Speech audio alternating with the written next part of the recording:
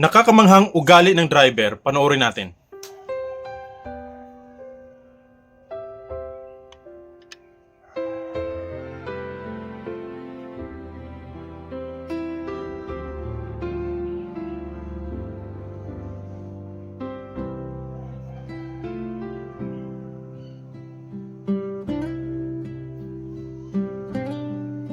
Ayon sa Galatians 6:10, sabi ng Biblia, "As we have therefore opportunity, let us do good unto all men, especially unto them who are of the household of faith."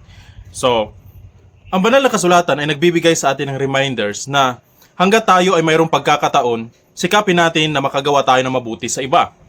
Of course, binanggit din niya na lalong-lalo na sa tahanan ng mga mananampalataya. Gayunpaman, hindi maikakaila na sinabi ng banal na kasulatan na ang ating paggawa ng kabutihan ay hindi lamang natin dapat gawin sa kapwa mananampalataya, kundi nabanggit niya mismo na to all men. Ibig sabihin, sa kahit na sino man na ating makakasalamuha na nangangailangan ng ating pag-ibig, nangangailangan ng ating atensyon, nangangailangan ng ating tulong, ay dapat nating ipakita ang ating pagmamalasakit sa kanila bilang mga mananampalataya.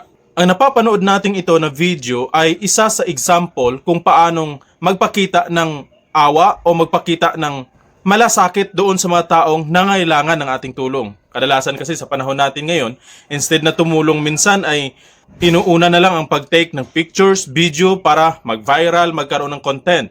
Kapag may nangangailangan ng saklolo, binibidyohan muna para mapagkakakitaan sa pamamagitan ng paggawa ng content.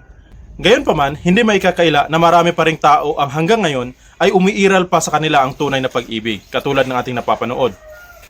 Dapat nating isipin na napakahalaga ng pagbigay ng tulong o pag-alok ng tulong sa panahon na may nangangailangan ng tulong.